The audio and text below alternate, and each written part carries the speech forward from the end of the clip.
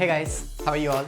स्वागत है आपका हमारे आज के इस मुलाकात में। और आज हम आ चुके हैं हमारे आखिरी सेशन पे, नॉट द सीरीज बट हाँ इस चैप्टर के आखिरी सेशन पे, जो कि है माइक्रोब्स इन ह्यूमन वेलफेयर। यार अब तक हम माइक्रोब्स का काफ़ी ज़्यादा बेनिफिशियल रोल देख चुके हैं हमारी लाइफ के अंदर। ज़्यादा कि आज तक हम समझते आए थे कि यार माइक्रोब्स जो हैं बुरे होते हैं, बेकार होते हैं, गंदे होते हैं, बट नहीं, हमने इनका बेनिफिशियल रोल भी देखा, पॉजिटिव साइड देखी। और आज हम वापस इस सेशन में 30 क्वेश्चंस लगाने वाले हैं ऑन दिस पर्टिकुलर चैप्टर, और इसके बाद हमारा ये चैप्टर भी रैप अप हो जाएगा। और फिर अगली मुलाकात से हम लोग उठाएंगे एक नया चैप्टर जिसपे हम वापस सवाल लगाना शुरू कर देंगे।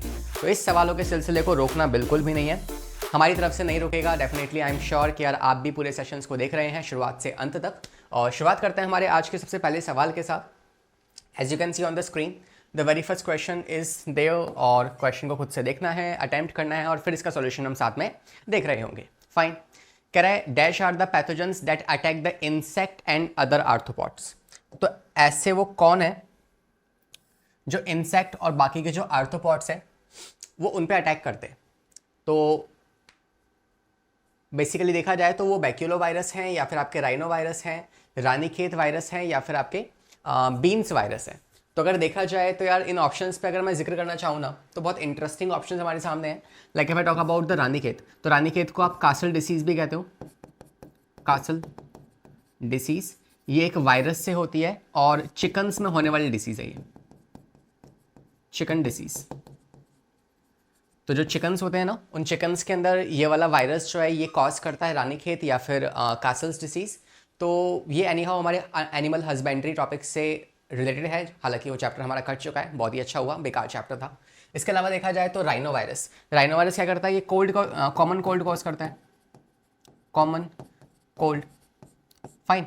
अगर देखा जाए नेक्स्ट वाला आपका बैक्यूलो वायरस और बीन वायरस हमने हमारे इस पूरे सिलेबस में कहीं नाम नहीं सुना, इसे आप काट सकते हो। रही बात नेक्स्ट की, जो कि बैक्यूलो वायरस है, and it's what, it is a kind of a bio fertiliser, और we can say bio control agent, bio control agent, right. और बायो कंट्रोल एजेंट्स वो होते हैं जो कि आपके इंसेक्ट्स और आपके जो बाकी आर्थ्रोपॉड्स हैं उस पर अटैक करते हैं, ताकि हमारी वाली जो फील्ड है वो बच सके। तो we can say option number B is going to be the correct answer, right.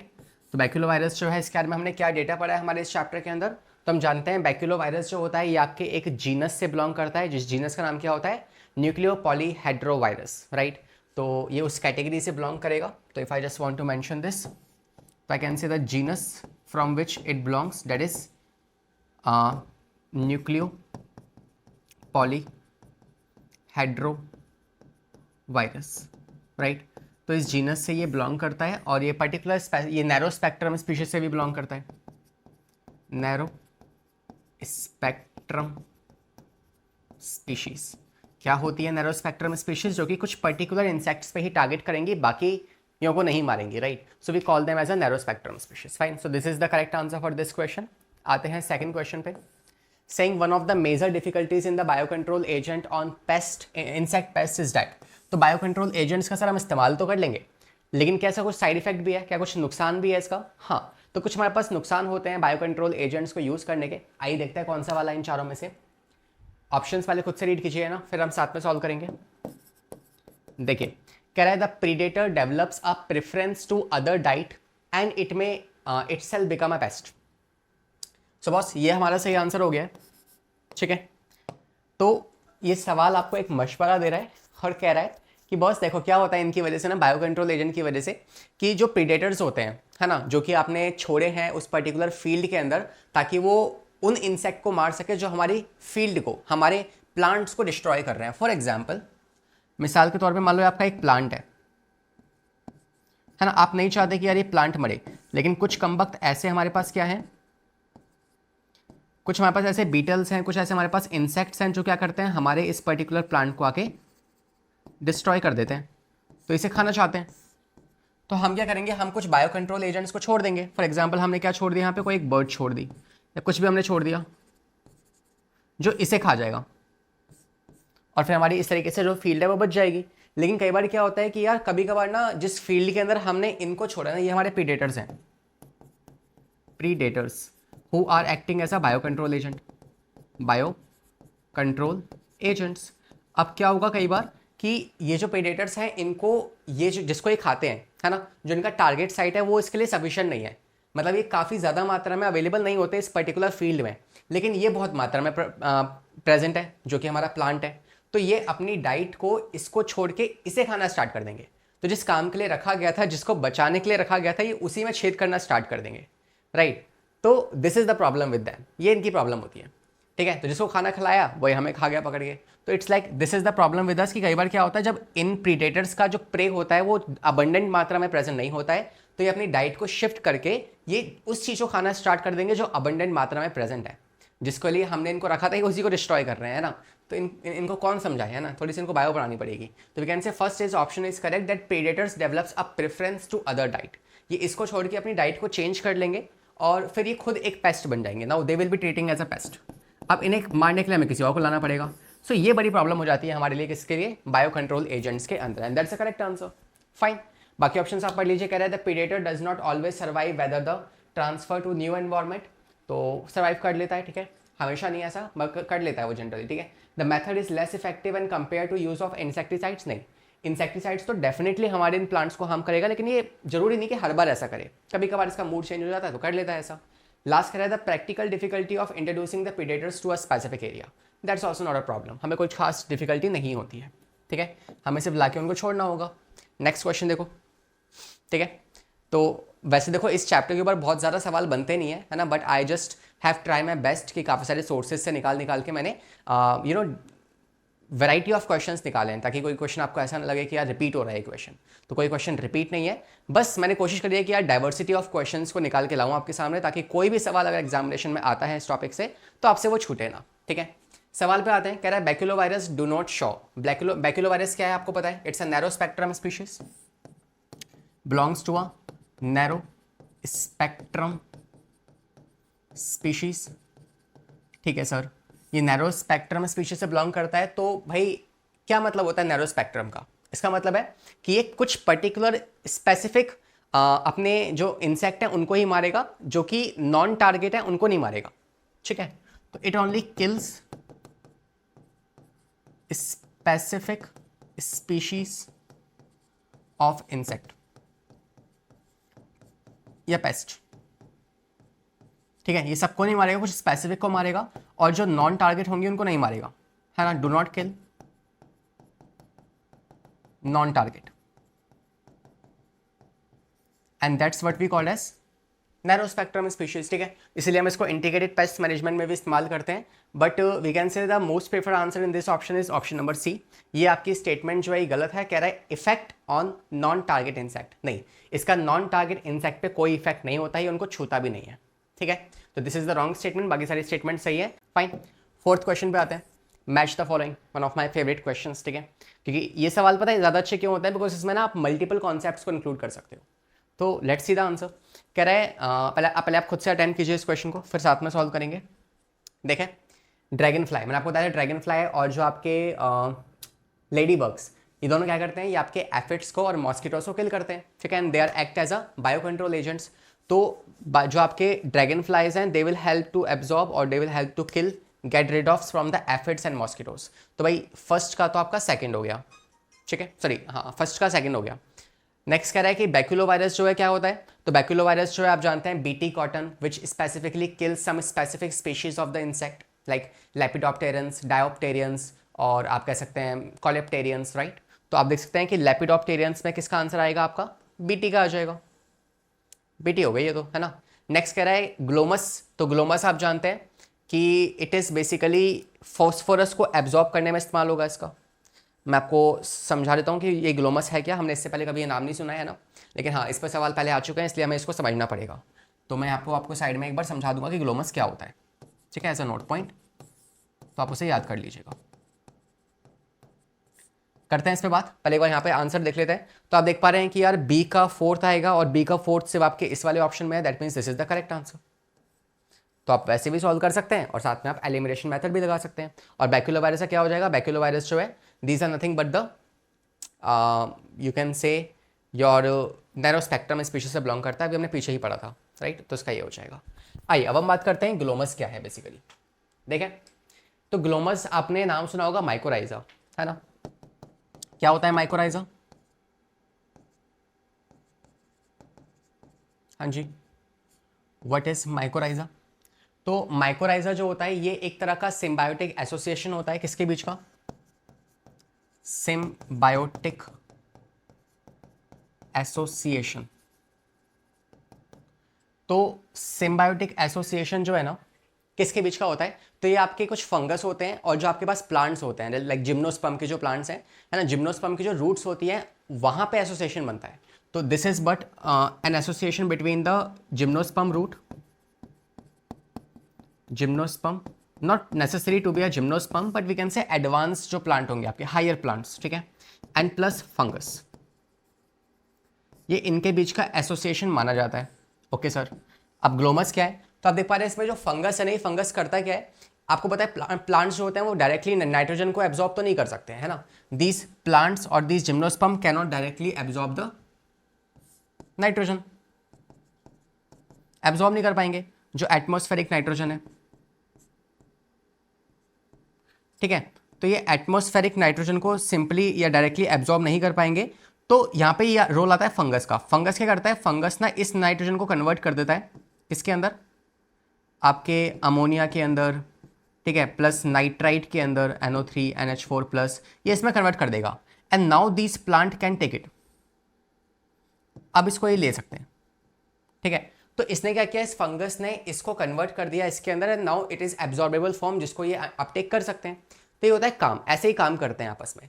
अब बताने वाली बात क्या है कि ये जो फंगस आप देख पा रहे हैं जो ये काम कर रहा है, ये फंगस बिलोंग करता है कौन से जीनस से? ग्लोमस जीनस से। तो ये है ग्लोमस का मतलब। तो ग्लोमस जो है एक तरह का जीनस है जिसमें माइकोराइजा में जो फंगस आते हैं ना, माइकोराइजल फंगस, वो माइकोराइजल फंगस बिलोंग करते हैं ग्लोमस जीनस से, ठीक है। तो this fungus actually belongs from, तो Glomus is basically a genus. किसका जीनस है? आपके माइकोराइजल फंगस का, माइकोराइजल फंगस। होपफुली अब आपको समझ में आ चुका होगा। फाइन, तो ये है आपके ग्लोमस का पूरा कॉन्सेप्ट, चिट्टा पिट्टा हमने ये कर लिया है कवर। आते हैं नेक्स्ट क्वेश्चन पे। क्वेश्चन नंबर 5, देखिए और बताइए क्या आंसर होगा। करें सॉल्व साथ में, होपफुली आपने देखा होगा। चलिए, कह रहा है which one of the following is an example of carrying out the bio control agents. तो कौन सा वाला आपका बायो कंट्रोल एजेंट का एग्जांपल है, आपको ये बताना है। फाइन, पहला कह रहा है lady bug, beetles, aphids in the mustard. तो बिल्कुल सही है, आपको पता है जो लेडी बग्स होती है वो आपके एफिड्स को कंट्रोल करती है, ठीक है। तो पहला तो सही है, राइट। नेक्स्ट कह रहा है ट्राइकोडर्मा स्पीशीज जो है they are against the plant pathogen. आप जानते हैं कि प्लांट्स की कुछ डिसीज होती है, जैसे कि रूट नॉट डिसीज हो गई, है ना। तो ऐसी कुछ डिसीज है हमारे पास, उनके अगेंस्ट क्या करेगा? ट्राइकोडर्मा जो है that's a kind of a fungus जो as a bio control agent इस्तेमाल हो सकता है और वो हमारे प्लांट को बचा लेगा फ्रॉम द डिसीज, राइट। तो we can say this is also correct, acting as a bio control agent. और ट्राइकोडर्मा का कौन सा जीनस होता है अगर आपको याद हो तो? Genus is विरिडे।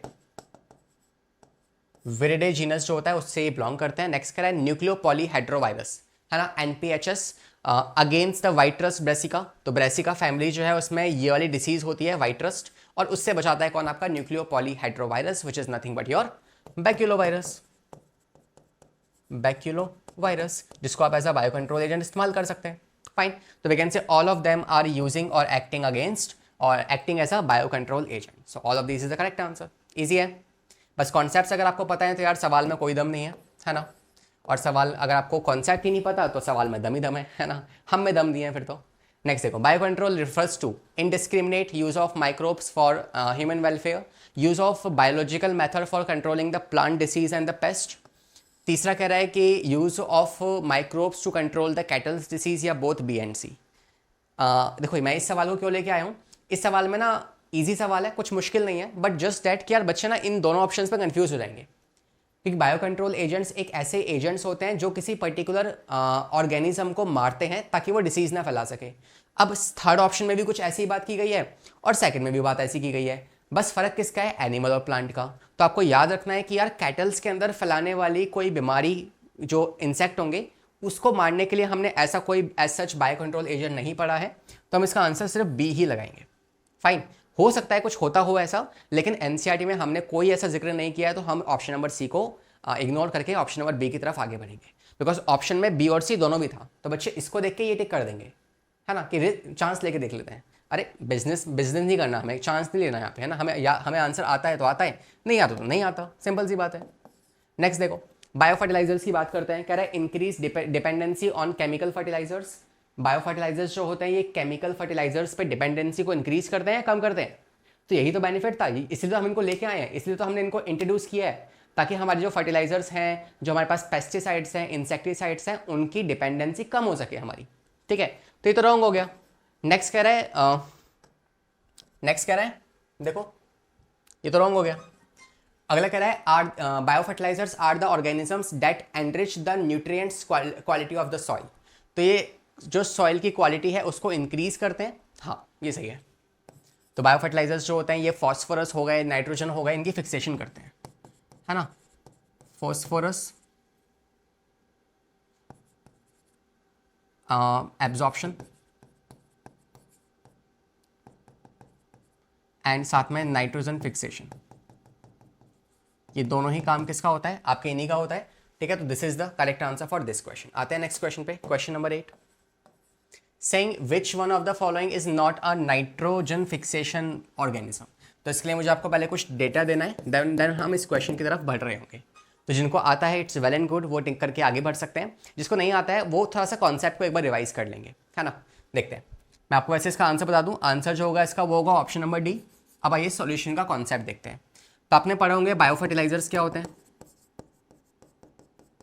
तो बायो फर्टिलाइजर्स जो होते हैं ये हमारे जो सॉइल है उसकी जो न्यूट्रिशनस वैल्यू है उनको इंक्रीज करने में मदद करते हैं, और ये हमारी डिपेंडेंसी कम करते हैं किस पे? इंसेक्टिसाइड्स पे, केमिकल फर्टिलाइजर्स पे। ठीक है, ये काम होता है इनका। मैं डेफिनेशन पे नहीं जा रहा हूँ, मैं आपको सिंपल इनका रोल बता रहा हूँ। ठीक है, तो हमारे पास बायो फर्टिलाइजर्स को आप कैसे इस्तेमाल कर सकते हो, या कौन कौन है जिसको आप एज अ बायो फर्टिलाइजर इस्तेमाल कर सकते हो।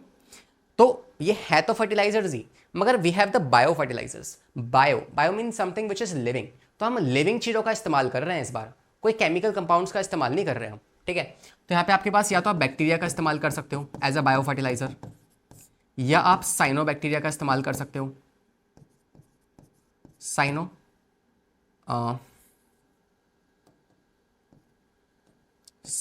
बैक्टीरिया का इस्तेमाल कर सकते हो, या फिर तीसरा आप इस्तेमाल कर सकते हो माइकोराइजा का।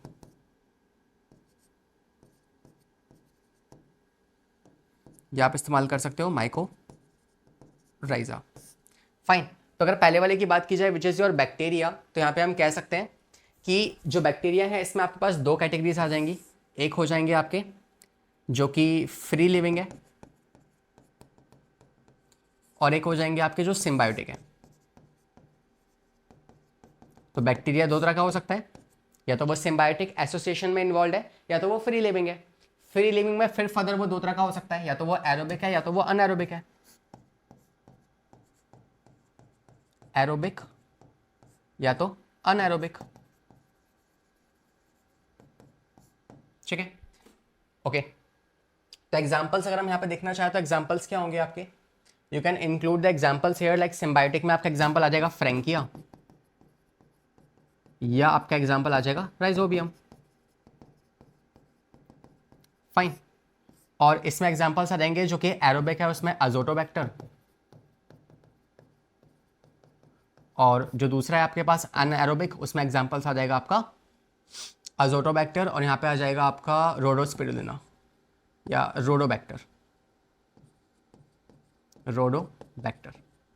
फाइन। तो ये दो एग्जांपल्स आपके यहाँ पे आ जाएंगे। तो आप देख पा रहे हैं कि बैक्टीरिया में जो जो पॉसिबल थे, these are the examples of bio fertilizers. तो ये भी बायो फर्टिलाइजर है, ये भी है, ये भी है, ये भी है, जस्ट डिपेंडिंग अपॉन कि वो सिम्बायोटिक है या फ्री लिविंग है, ये आपको पता होना चाहिए।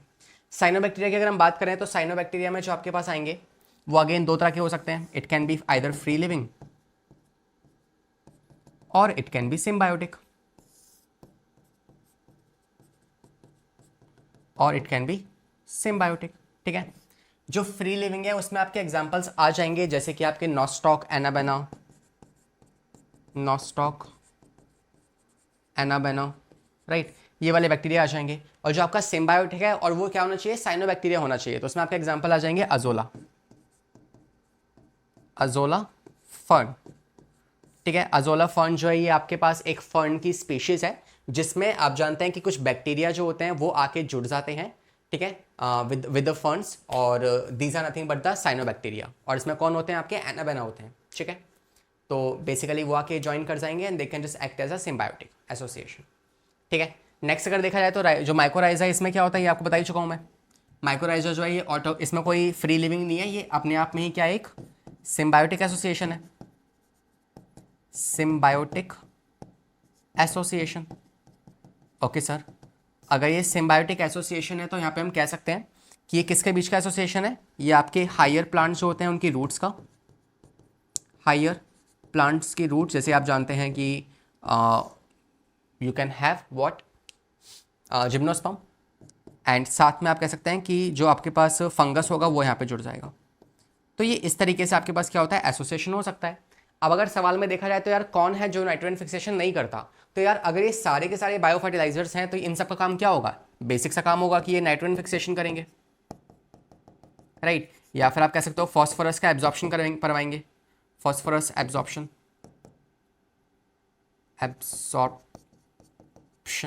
ठीक है। तो इनका बेसिक सा काम होगा। तो अब देख लीजिए आप, स्टीडोमोनास हमने इन ऑप्शंस में कहीं भी नहीं पढ़ा, तो वो आपका एग्जांपल हो जाएगा विच is not fixing the nitrogen fixation. बाकी नॉस्टॉक, एनाबेना, अजोटोबैक्टर हमने सब पढ़ लिया है, फाइन। तो फिर आपको पूरा कॉन्सेप्ट भी रिवाइज हो चुका है और साथ में उसका आंसर भी आपको मिल चुका है। अब आने वाले जो सवाल होंगे आपके बायो फर्टिलाइजर्स पे वो आप यूँ लगा लेंगे, ठीक है। कह रहा है which of the following are the pair of bio fertilizers, बताओ इनमें से कौन कौन से आपके बायो फर्टिलाइजर्स हैं। हाँ जी, जस्ट अभी सीखा है हमने पूरा कॉन्सेप्ट, अगर इसके बाद भी नहीं आता है तो भैया फिर देख लो, है ना, बात में कुछ दम नहीं है। कह रहा है azolla and blue green algae, blue green algae को आप क्या कहते हो, साइनोबैक्टीरिया कहते हो, साइनोबैक्टीरिया, ठीक है। इसी को आप साइनोबैक्टीरिया भी कहते हैं, ठीक है। नेक्स्ट देखो, नॉस्टॉक एंड लेग्यूम्स, तो लेग्यूम्स कोई आपके पास बायो फर्टिलाइजर नहीं है, ग्रासेस बायो फर्टिलाइजर्स नहीं है, इकोला या सैम दोनों ही आपके बायो फर्टिलाइजर्स नहीं होते, तो we can say only option number A is the correct answer. Azolla क्या है, अजोला फर्न एक सिम्बायोटिक बायो फर्टिलाइजर है, और ब्लू ग्रीन एल्गी में आपके साइनोबैक्टीरिया आएंगे जिसमें आपने फटाफट एग्जाम्पल्स पढ़ चुके हैं, ठीक है। अगला कह रहा है the bottle juices are clarified by the use of, तो बॉटल जूसेस जो हमारे पास होते हैं ना, पैकेजिंग जूस है ना, फ्रूटी सो कोल्ड, माजा है ना, तो इनमें से अगर आप इनको पियेंगे ना तो आहा क्या मज़ा आएगा आपको पीने में, है ना। लेकिन वहीं दूसरी तरफ अगर आप घर में बनाया हुआ जूस जो होगा ना, मैंगो जूस, हालांकि इसमें मेरे को तो और भी ज़्यादा मज़ा आता है, बट बच्चों को क्या होता है कि उनको बॉटल वाला जूस ज़्यादा पसंद होता है, और घर का निकला हुआ नहीं पीना, है ना। तो इट्स लाइक फिर चाटा पड़ता है उनको खिंचा के, पी ले चुपचाप, तो इट्स लाइक उनको वो ज़्यादा वो पसंद नहीं होता। तो कारण क्या है इसका, क्योंकि जो घर में जूस निकलता है ना उसमें फाइबर्स पाए जाते हैं, है ना। हम फाइबर्स को अलग नहीं करते, वो फाइबर्स भी उसमें इंक्लूडेड होंगे, लेकिन जो बाहर वाला पैकेट वाला जूस है उसमें फाइबर्स नहीं होते, हालांकि न्यूट्रिशनल वैल्यू सेम है, ठीक है, बट उसमें क्या है, उसमें से फाइबर्स को निकाल दिया गया है। कैसे निकाला, इनका इस्तेमाल करके, पैक्टिनेज और प्रोटीएजेस, ये दो एंजाइम्स होते हैं जो हमें कहाँ से मिलते हैं, एक फंगस से मिलते हैं, एस्परजिलस। एस्परजिलस आपका एक फंगस है जहाँ से हमें ये पैक्टिनेज और प्रोटीएजेस मिलते हैं, और ये दोनों ही आपके जूस बॉटल्स में इस्तेमाल किए जाते हैं, which is option number D is the correct answer. Sir lipase का इस्तेमाल कहाँ होगा, तो लाइपेज का इस्तेमाल हम लॉन्ड्रीज में करते हैं, और ये हमें कहाँ से मिलता है, ये हमें मिलता है कैंडिडा लिपोलिटिका, ठीक है, कैंडिडा लिपोलिटिका से आपको ये मिलता है। डन है भाई, हो गया आंसर। नेक्स्ट पे आ जाए, क्वेश्चन नंबर 11 देखते हैं। कह रहा है find the odd one with respect to distilled alcoholic beverages, इनमें से कौन सा ऑप्शन आपका डिस्टिल्ड है, ये आपको बताना है, ठीक है। डिस्टिलेशन एक ऐसा प्रोसेस है जिससे हम अपने टारगेट सबस्ट्रेट की कॉन्सेंट्रेशन को इंक्रीज कर सकते हैं by decreasing the concentration of surrounding substrate, fine. तो देखा जाए तो कौन सा इनमें से ऑड है, आप जानते हैं, है ना, जो विस्की होती है और जो ब्रांडी होती है और जो रम होती है, ये तीनों ही क्या होती हैं, ये तीनों ही आपके डिस्टिलेटेड होती है, डिस्टिलेटेड। वहीं अगर बात की जाए किसकी, बियर के बारे में, ये बियर जो होती है ये नॉन डिस्टिलेटेड होती है, it is not distillated, it just fermented. आगे बात समझ में, ठीक है।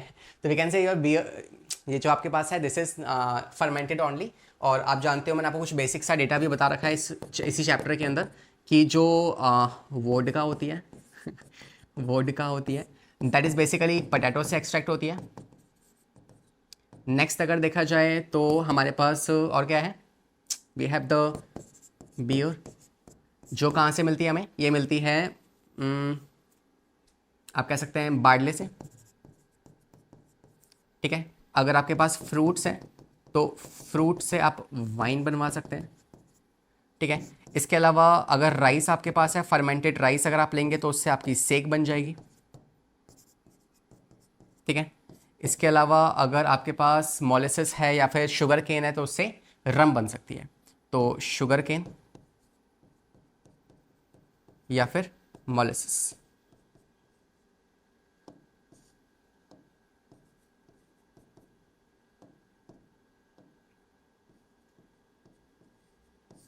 तो इससे रम बन सकती है। तो ये सब आपके पास कुछ एग्जांपल्स हैं जो आप याद कर सकते हैं सिंपली। इनमें से सब के सब क्या हैं आपके डिस्टिलेटेड हैं एक्सेप्ट दो को छोड़ के। जस्ट अ सेकेंड, हाँ, except this one and this one, they both are not distillated, non डिस्टिलेटेड।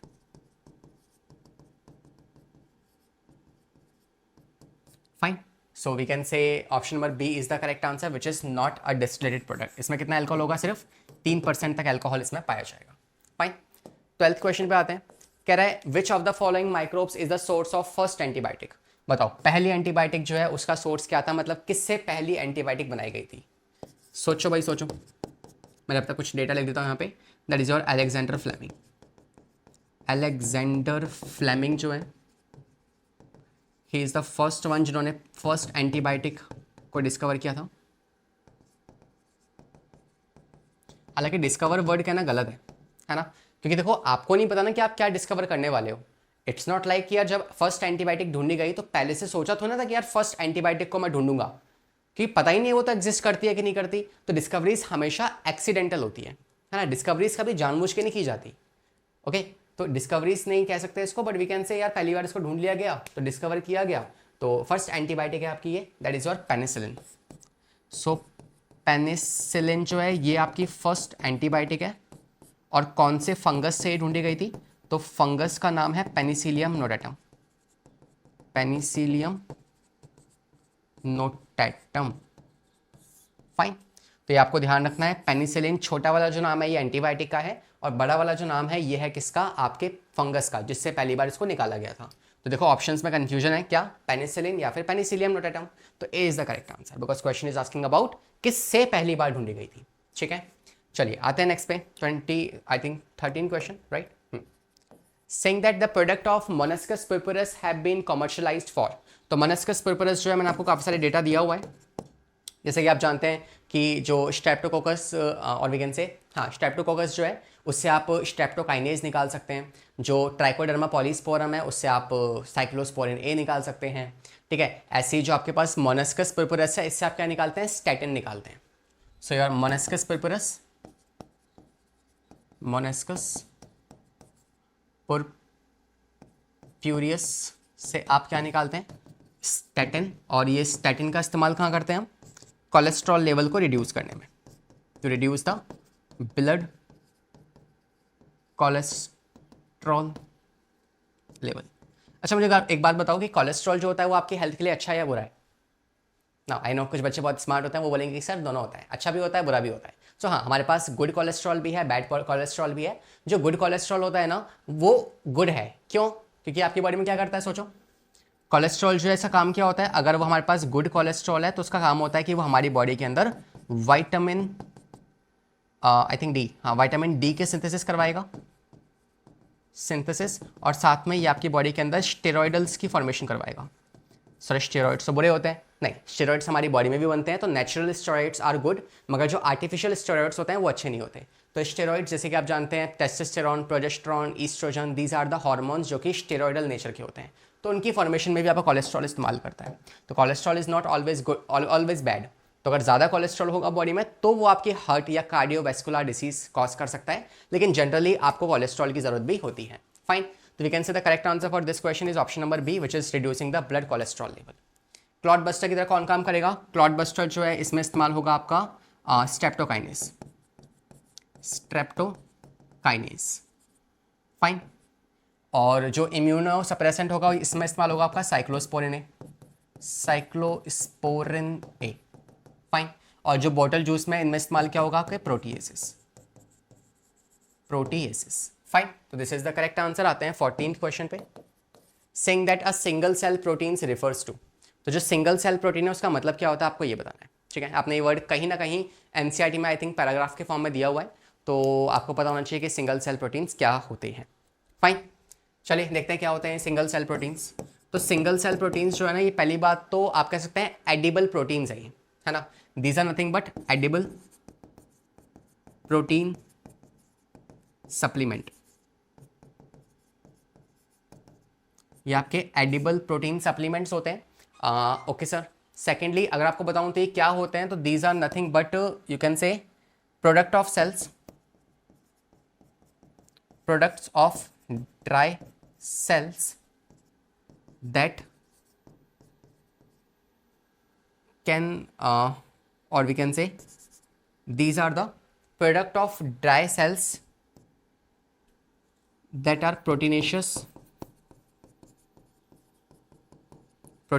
in nature and used to feed animals,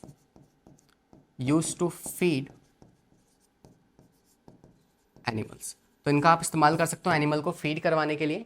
तो ये प्रोटीनेशियस नेचर के होते हैं, ये आपको पता होना चाहिए। फाइन, तो देखा जाए तो ऑप्शंस पढ़ लीजिए। कह रहा है the specific protein extract from the pure culture of a single cell type, नहीं। Source of mix protein extracted from a mix culture of cellular organism, हाँ। तो काफ़ी सारे ऑर्गेनिजम्स जो होते हैं ना, उनमें से आप जब प्रोटीन्स को निकलवाते हैं, मतलब सिंगल सेल को निकलवाते हैं, this is called as you can say your single cell proteins, ठीक है। तो ये आपके कुछ एक तरह के एल्गी हो सकते हैं, वायरस बैक्टीरिया हो सकते हैं जिनको आप खाते हो, and these are single cellular, तो these are unicellular protein supplements, ठीक है। So they are also unicellular, that is important, ठीक है। जिनके पास हाई कंटेंट ऑफ प्रोटीन होता है और वो आप कंज्यूम कर सकते हो, खाने के लिए इस्तेमाल कर सकते हो। 15 question, saying sewage treatment plant जो है वो कितने स्टेप्स में कंप्लीट होता है। तो अगर आपने पिछले वाले 2 लेक्चर्स नहीं देखे हैं ना, तो I would strongly suggest you कि आप जाके देख लो, बिकॉज उससे आपका पूरा चैप्टर रिवाइज हो जाएगा। और हमने प्रॉपर डिटेल में सीखा है कि जो आपका सीवेज ट्रीटमेंट प्लांट है वो आपके 3 स्टेप्स में कंप्लीट होगा। पहला step primary treatment, second step जो है वो आपका सेकेंडरी ट्रीटमेंट है, और तीसरा स्टेप टर्शरी। प्राइमरी ट्रीटमेंट को आप फिजिकल ट्रीटमेंट भी कहते हो, सेकेंडरी ट्रीटमेंट को आप बायोलॉजिकल ट्रीटमेंट भी कहते हो, और टर्शरी ट्रीटमेंट को आप केमिकल ट्रीटमेंट भी कहते हैं। फाइन, तो वी कैन से 3 स्टेप्स में आपका ये प्रोसेस जो है वो कंप्लीट होता है। नेक्स्ट 16 क्वेश्चन पे आते हैं।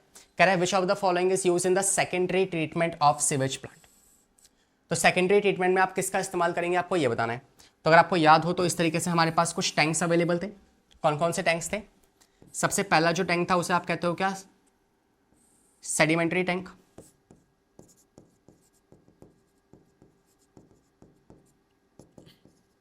जहां पे आप 2 स्टेप्स का इस्तेमाल करते हो, सीक्वेंशियल फिल्ट्रेशन और सेडिमेंटेशन। सेडिमेंटेशन एंड सीक्वेंशियल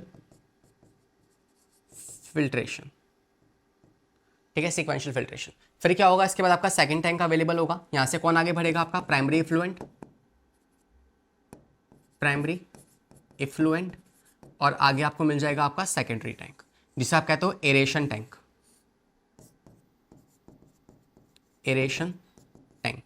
और ये एक ऐसा टैंक है जहां पे आप एजिटेटर्स का इस्तेमाल करते हो ताकि आप सिंपली डायरेक्टली ऑक्सीजन को मिक्सअप कर सकें। और यहाँ पे कौन डेवलप्स होते हैं, आपके फ्लॉक्स डेवलप्स होते हैं, ठीक है, फ्लॉक्स डेवलप्स होते हैं, ठीक है, ऐसे। तो फ्लॉक्स की डेवलपमेंट होगी, और इसके बाद देखा जाए तो नेक्स्ट स्टेप कौन सा आएगा आपका, फिर आएंगे आपके sedimentation tank, that is sedimentary tank, या sorry settling tank. Sedimentation tank ये थे आपके, यहाँ पे आएंगे सेटलिंग टैंक,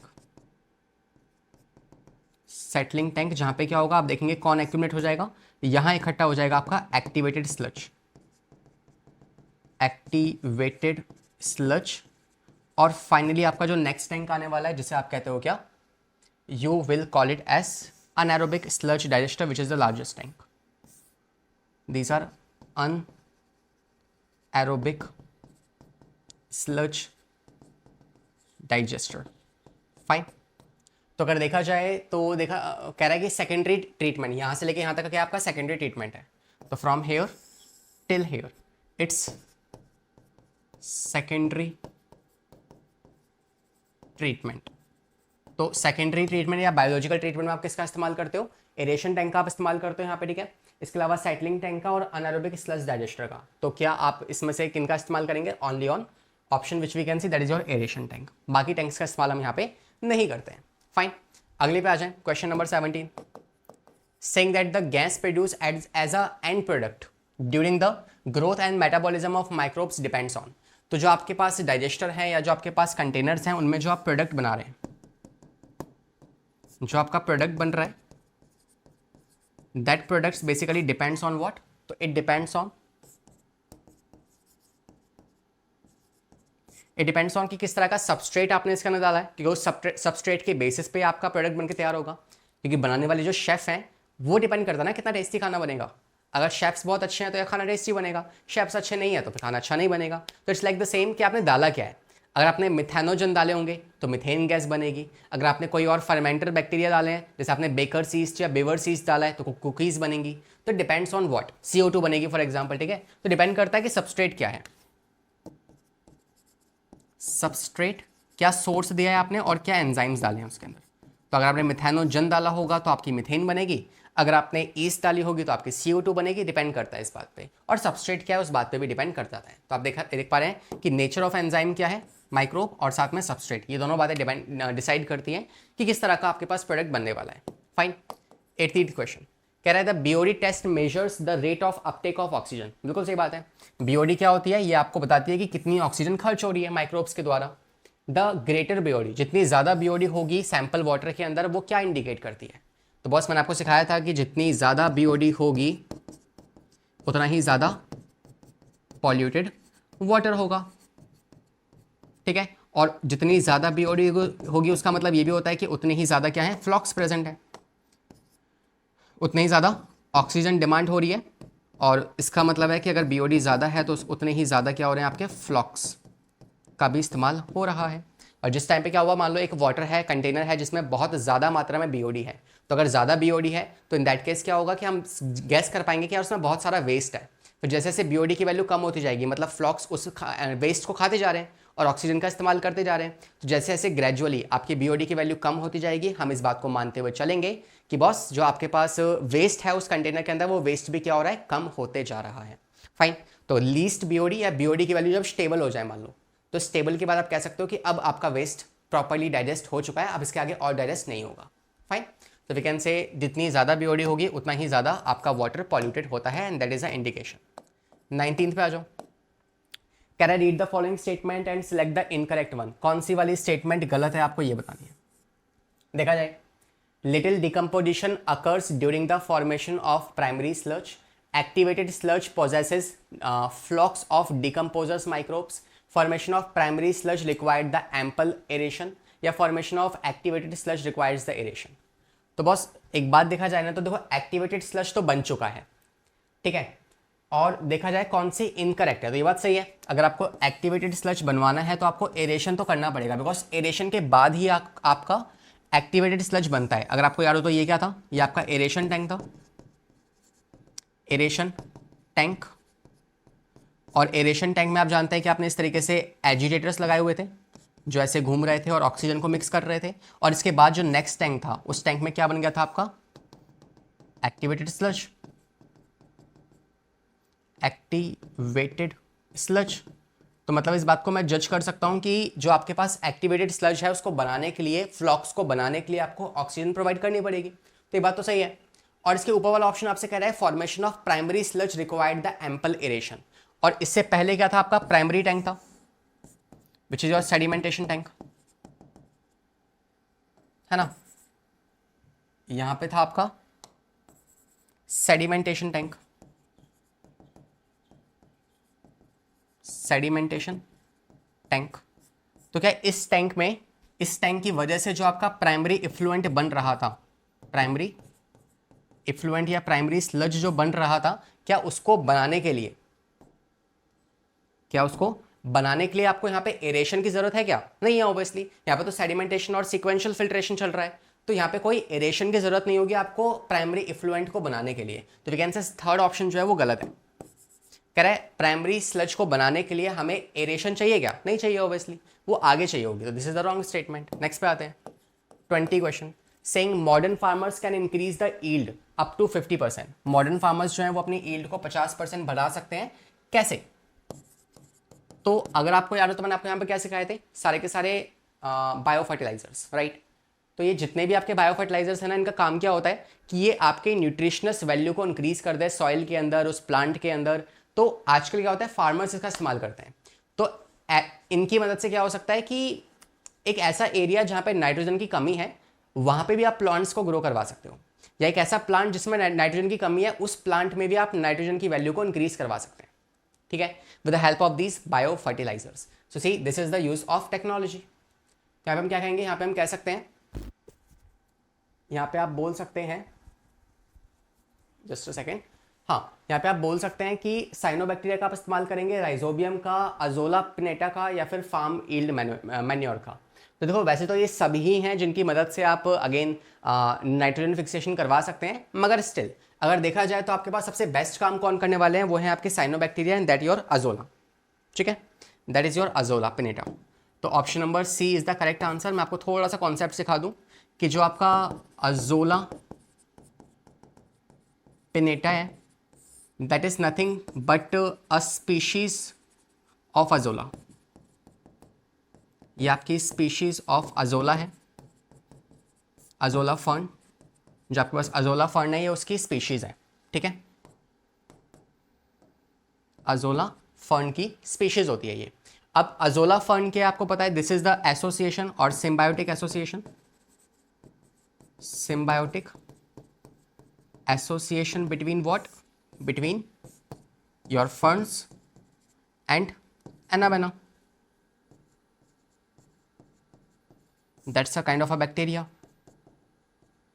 तो ये इनके बीच का एसोसिएशन होता है, फर्न का और एनाबेना के बीच का, ठीक है।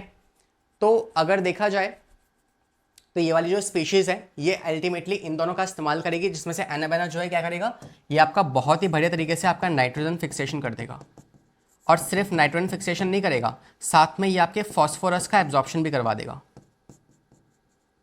Phosphorus absorption. तो आपके सॉइल्स में आपके जो प्लांट है, पैडी फील्ड है, वहाँ पे आप फॉस्फोरस और नाइट्रोजन दोनों की वैल्यू को इंक्रीज करवा सकते हैं। This is best use over there, fine. तो this is the correct answer. आते हैं 21st क्वेश्चन पे। saying limiting या rate limiting material in biogas production। तो बायोगैस प्रोडक्शन एकदम मस्त काम करेगा, अच्छा काम करेगा, बस एक की कमी की वजह से। अगर एक चीज होगी ना तो उसकी वजह से आपका जो बायोगैस है वो लिमिट हो जाएगा, and that is nothing but your cellulose, because इसको डाइजेस्ट करना मुश्किल होता है, right, difficult to digest it, difficult to digest. बाकी चीज़ों का आप देखोगे तो आपका बाकी सब चीज़ें इजीली डाइजेस्ट हो सकती हैं, इजीली यूज अप हो सकती हैं, लेकिन सेलुलोज हो गया, लेग्निन हो गया, इनको डाइजेस्ट करना माइक्रोब्स के द्वारा काफ़ी मुश्किल हो जाता है, इस वजह से ये ठीक से काम नहीं कर पाएगा। नेक्स्ट पे आते हैं क्वेश्चन नंबर 22 पे। Saying that a free living nitrogen fixation cyanobacteria which can also form a symbiotic association with azolla fern. तो अजोला फर्न के साथ कौन कंबाइन करते हैं आप जानते हैं, एनाबेना। तो एनाबेना जो है ये एज अ फ्री लिविंग भी काम कर सकता है, ये जो है as a free living cyanobacteria की तरह भी काम कर सकता है, और इसको आप as a symbiotic association, symbiotic association as azolla fern के साथ भी इस्तेमाल करवा सकते हैं, फाइन। तो दोनों तरीके से आप इसका इस्तेमाल करवा सकते हैं, that's a correct answer. Next पे आ जाओ 23rd। saying that a common biocontrol agent for the growth of plant disease is caused by। तो एक ऐसा बायोकंट्रोल एजेंट जो कि आप इस्तेमाल करेंगे, है ना, ताकि आप डिसीज को बचा सकें, बेसिकली कौन है वो, तो आपके पास एक फंगस है जो आपकी प्लांट में एक डिसीज कॉज करता है, तो उससे बचाने के लिए आप कौन से बायोकंट्रोल एजेंट का इस्तेमाल कर सकते हैं, ट्राइकोडर्मा पॉलीस्पोरम का, सॉरी ट्राइकोडर्मा विरिडे का। और ट्राइकोडर्मा विरिडे क्या है, वो भी एक तरह का फंगस है। तो एक फंगस दूसरे फंगस को मारेगा ताकि वो हमारे प्लांट को प्रोटेक्ट ना कर सके, फाइन। तो वी कैन से कि जो आपका ट्राइकोडर्मा है वो बेसिकली ये काम करेगा, और ट्राइकोडर्मा कौन सी वाला, ट्राइकोडर्मा विरिडे। तो ट्राइकोडर्मा विरिडे जो होता है ये आपका बेसिकली प्रिवेंट करता है from the plant pathogen, prevent plant from pathogens, fine, this is the correct answer. Glomus अगर आपको याद हो तो ग्लोमस किस में था? ग्लोमस तो आपका बायो फर्टिलाइजर है, बायो कंट्रोल एजेंट नहीं है आपका वो, तो बायो फर्टिलाइजर। तो इसमें कंफ्यूज बिल्कुल भी नहीं होना है, ठीक है। 24 पे आ जाओ। Saying that which of the following bacteria is associated with the production of bio insecticide. तो बायो इंसेक्टिसाइड को बनाने के लिए आप किसका इस्तेमाल करेंगे? इज दिस बैसिलस सबटिलिस या फिर बैसिलस थ्रंजानेसिस, अजोटोबैक्टर या फिर अजोटोबैक्टीरियम। तो ये दोनों ही क्या है? ये दोनों ही आपके बायो फर्टिलाइजर्स हैं, बायो फर्टिलाइजर्स। लेकिन क्वेश्चन बात कर रहा है बायो इंसेक्टिसाइड की, मतलब वो चाहता है कि आप बताओ इनमें से कौन सा वाला आपका बायो कंट्रोल एजेंट है। तो आप जानते हैं BT which is your bacillus thuringiensis, this is the one which is acting as a bio fertilizers, ठीक है। ये आपका एज अ बायो फर्टिलाइजर इस्तेमाल होगा। And question is also asking about bio fertilizers, fine. तो this is the correct answer. Next पे आते हैं 25th क्वेश्चन पे। Saying among the following pair of microbes, which one has the both the microbes that can be used as a biofertilizers? कौन से ऐसे दो, यहाँ पे एक पेयर है आपके सामने जो कि एज अ बायो फर्टिलाइजर्स इस्तेमाल हो सकती है। हाँ जी, तो आपको पता है कि राइजोपस इस्तेमाल नहीं होगा, ये छोड़ दो, ठीक है।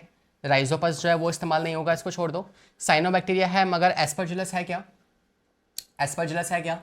राइजोपस वापस से इस्तेमाल नहीं होगा, इसको भी छोड़ दो, ठीक है। साइनोबैक्टीरिया और राइजोबियम ये दोनों जो है ना ये इस्तेमाल हो सकते हैं as a bio fertilizers. Aspergillus आपका एक फंगस है जो अगेन इस्तेमाल नहीं हो सकता एज अ बायो फर्टिलाइजर्स। तो we can say option number D C is the correct answer. तो हमने इस क्वेश्चन को कैसे सॉल्व किया? हमने इस क्वेश्चन को बाय एलिमिनेशन मेथड से सॉल्व किया, ठीक है। अगला देखो, कह रहा है अ नाइट्रोजन फिक्सेशन या nitrogen fixing microbes associates with azolla in the rice field. तो अजोला के साथ जुड़ने वाला कौन है? हम पहले भी सॉल्व कर चुके हैं। I am just giving you this question in different forms ताकि लैंग्वेज चेंज कर दें मगर सवाल अभी भी सेम है और हमें पता है इसका आंसर क्या है। नहीं पता तो अभी याद हो जाएगा आपको क्योंकि हम इस क्वेश्चन को काफ़ी बार कर चुके हैं। तो ये क्वेश्चन काफ़ी बार अटेम्प्ट करने के बाद हमने एनाबेना सीख लिया है कि भाई एनाबेना जो होता है वो एज अ अजोला के साथ सिम्बायोसिस करके अपना काम करता है, फाइन। क्वेश्चन नंबर 27 देखो, कह रहा है common nitrogen fixation in the paddy field. तो पैडी फील्ड में आप कौन से नाइट्रोजन फिक्सेशन का इस्तेमाल करेंगे? हाँ जी, तो देखो वैसे तो आपको पता है कि पैडी फील्ड में हम बेसिकली किसका इस्तेमाल करते हैं? आपके अजोला का, ताकि वो 50% तक प्रोडक्टिविटी को इंक्रीज कर दे। लेकिन मान लो ऑप्शंस में आपको अजोला दिया ही नहीं हुआ, तब क्या करेंगे? तब आपका सेकंड प्रेफरेंस क्या होती है उस सवाल उस जवाब की? वो है आपका एजोस्पाइरोलम। तो एजोस्पाइरोलम जो है ये भी आपका पैडी फील्ड में इस्तेमाल होता है और ये तो होता ही है, लेकिन इसके अलावा एक और जो मेजरली यूज होगा वो कौन है आपका? Apart from this you can also use the azolla. तो ये दोनों ही आप इस्तेमाल कर सकते हो इन द पैडी फील्ड। तो इनमें से कोई भी ऑप्शन आएगा तो आप सिंपली टिक मार सकते हैं, ठीक है। नेक्स्ट क्वेश्चन पे आ जाओ 28th। Saying that which of the following is a non symbiotic fertilizers. Non symbiotic fertilizers, हाँ जी। तो देखा जाए तो आपका VAM क्या होता है? VAM is a kind of your mycorrhiza. It's a kind of a mycorrhiza. Mycorrhiza आप जानते हैं ये एक आपका सिम्बायोटिक एसोसिएशन शो करता है, सिम्बायोटिक एसोसिएशन, ठीक है। क्या होता है ये VAM? VAM is basically vesicular arbuscular mycorrhiza, fine. और देखा जाए तो आपका जो अजोटोबैक्टर है this is again you can say this is not in the symbiotic association, है ना। एनाबेना नहीं है, राइजोबियम होगा, तो आपका अजोटोबैक्टर भी आपका होगा, ठीक है। तो मोस्ट प्रेफर्ड आंसर इसमें क्या होगा? अच्छा यही आंसर है, ठीक है। Azotobacter is the correct answer. बाकी आप जानते हैं जो एनाबेना है ये किसके साथ एसोसिएशन शो कर सकता है? It can show the symbiotic association, symbiotic association with fern, ठीक है। और ये जो है आपका राइजोबियम ये आपको पता है कि ये आपके प्लांट्स के साथ शो करता है, प्लांट्स रूट। कौन सी प्लांट्स रूट? रेग्यूमिनस। तो जो आपकी लेग्यूमिनस प्लांट्स की रूट होती है उनके साथ ये बैक्टीरिया जो है सिम्बायोटिक एसोसिएशन शो कर सकता है। तो वी कैन से अजोटोबैक्टर जो है ये आपका एक इकलौता फ्री लिविंग है which is non symbiotic, which is non symbiotic. Hopefully question का मतलब आपको समझ में आ चुका है। देखें आंसर, तो option number B is the correct answer. यहाँ पे बस एक चीज़ करेक्ट कर लीजिए आप, यहाँ पे ये वेसिकुलर आएगा, ठीक है। This is vesicular, fine. So this is the correct answer. आते हैं नेक्स्ट 29 क्वेश्चन पे। Wow again we have a match here, तो ये मैच करते हैं इनको साथ। अच्छा मैचिंग नहीं है, सॉरी, है ना। आपको सिलेक्ट करना है कौन सा वाला इनमें से ग्रोंग मैच हो रखा है आपका। तो देखा जाए तो स्ट्रेप्टोकोकस, स्ट्रेप्टोकाइनेस, क्लॉटबस्टर, बिल्कुल सही है। क्लॉस्ट्रीडियम ब्यूटाइलिशियम जो है क्या आपका लाइपेज से निकलता है? नहीं। आपको पता है कि जो आपका क्लॉस्ट्रीडियम ब्यूटाइलिशियम है इससे आप क्या बनाते हैं? इससे आप ब्यूटाइरिक एसिड बनाते हैं। तो this is a wrong statement. बाकी सब तो ऑटोमेटिकली सही होंगी, है ना, अगर सवाल ही सही है तो। 30 देखो, कह रहा है which of the following is a pair of bio fertilizers, इनमें से कौन कौन से आपके बायो फर्टिलाइजर्स हैं? तो अब तक आप जान चुके हैं कि ग्रासेस तो नहीं होंगी ऑब्वियसली, ये भी नहीं होगा आपका, नॉस्टॉक लेग्यूम्स नहीं होने वाले आपके। Only option number A is the correct answer which is your azolla and BGA. BGA stands for blue green algae. Fine, so we have done all the questions right here and hopefully you enjoy the session. अगर आपको कोई topic मुझसे पढ़ना हो तो आप simply YouTube पे search कर सकते हैं लक्ष्य सर बायोलॉजी, एंड आप उस टॉपिक का नाम लिखेंगे तो आपको टॉपिक मिल जाएगा। स्टिल डिस्क्रिप्शन में आपको कुछ लिंक्स दी गई हैं, उन लिंक्स को आप चेकआउट कर सकते हैं, नोट्स आपको डिस्क्रिप्शन में ही मिल जाएंगे।